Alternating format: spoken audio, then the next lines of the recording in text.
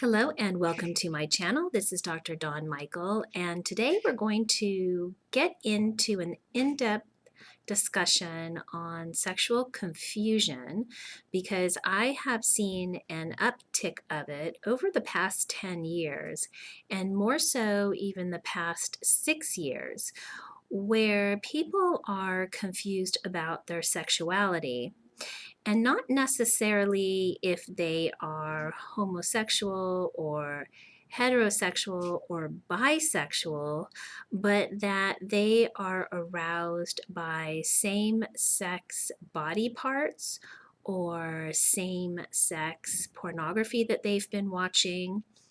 And so many times they take it to the next level, and because maybe they get turned on by it, they go out and they try it with somebody.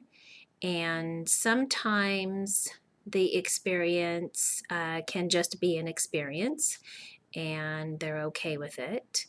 And other times it becomes even more confusing.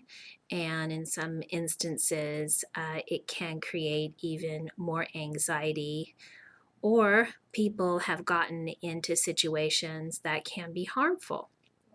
So, before venturing out and actually trying out a situation where maybe you don't know the person, you've met them on a dating site, it's kind of a hookup situation to really see if you are attracted to the person physically rather than just in a fantasy or watching it on pornography, is to really think about what it is that you're doing.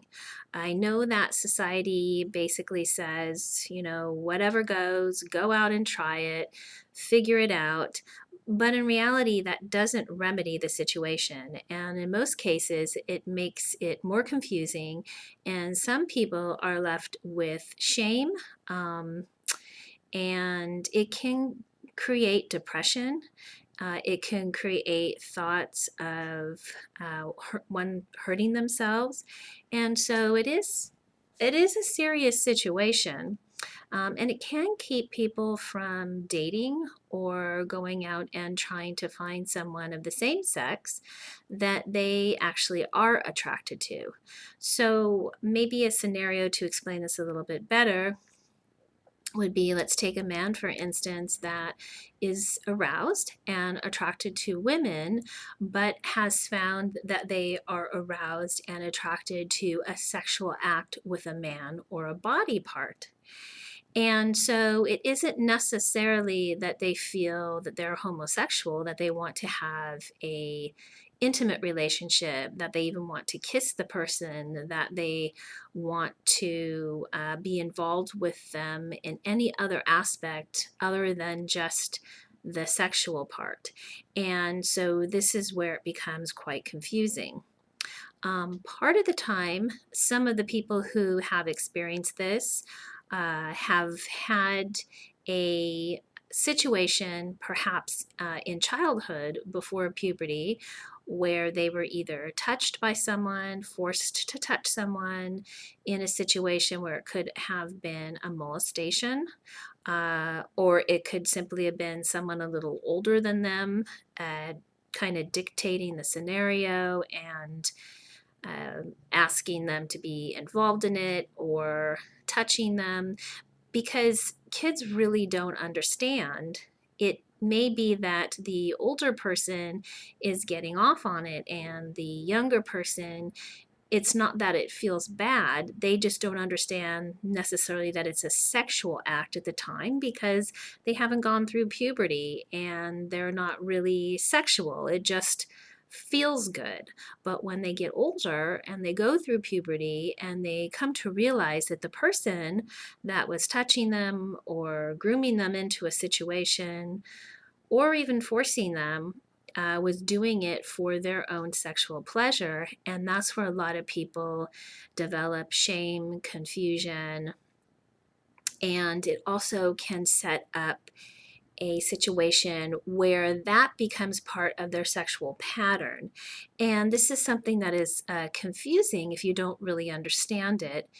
And that's in a way imprinting, because when you're younger and you're exposed to something sexual and maybe it feels good at the time, and maybe when you get a little older and you reach puberty, you also find that that experience has been imprinted in your mind, and that is how you reach orgasm now, or those are things that you think about as you get older, and it kind of seeps into your fantasy, or it seeps into the way that you get sexually aroused.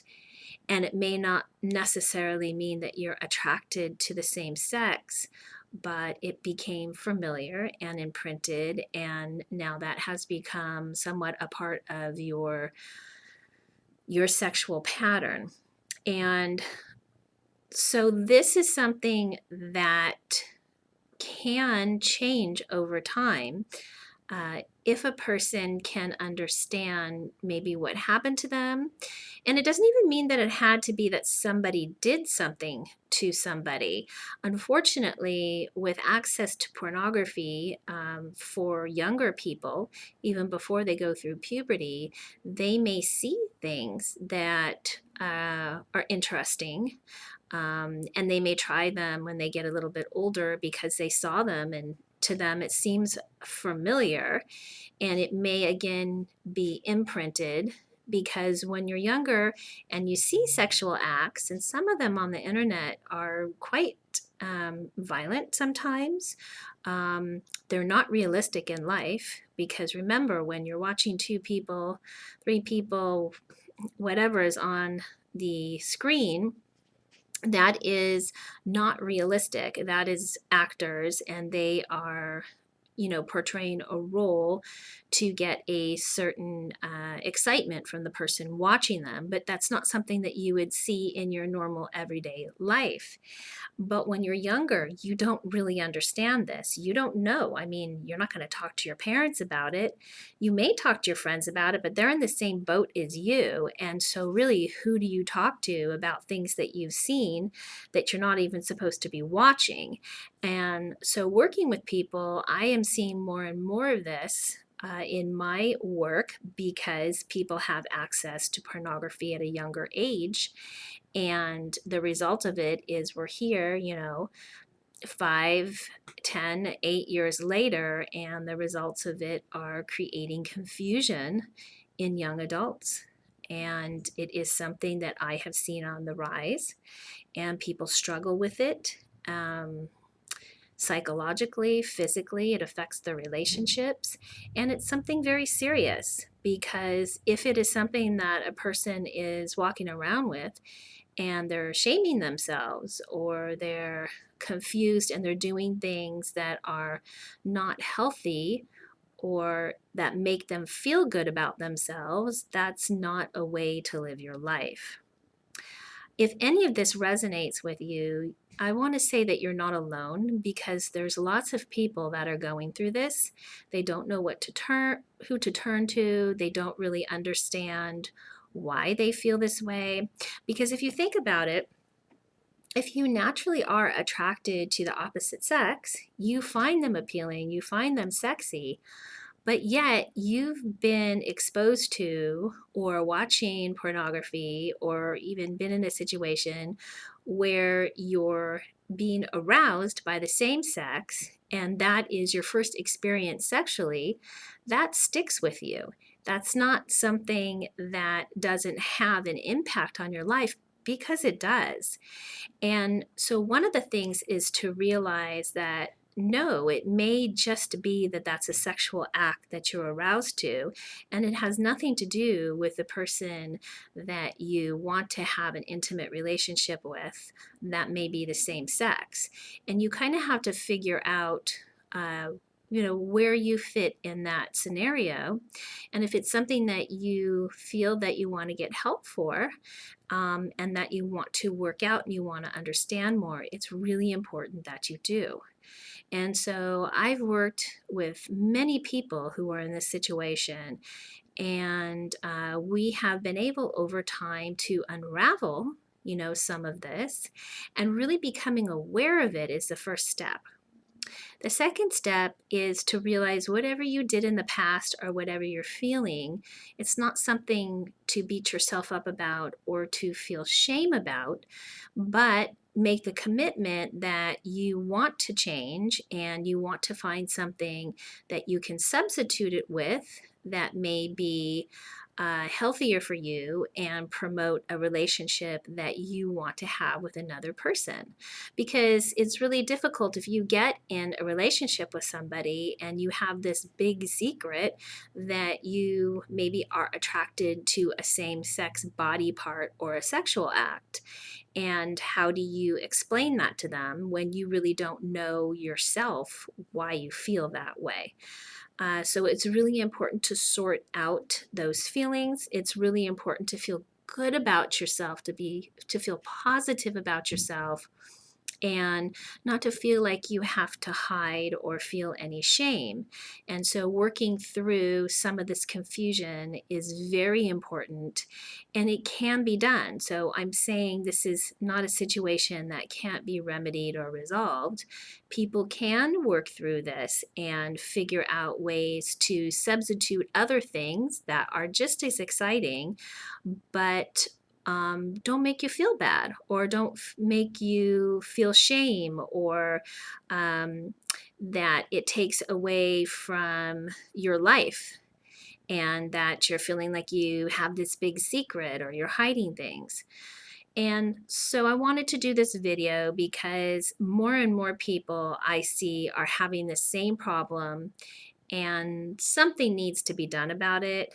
And I think bringing awareness to it is very important so that people don't feel alone and that they have to deal with them by themselves. There is help.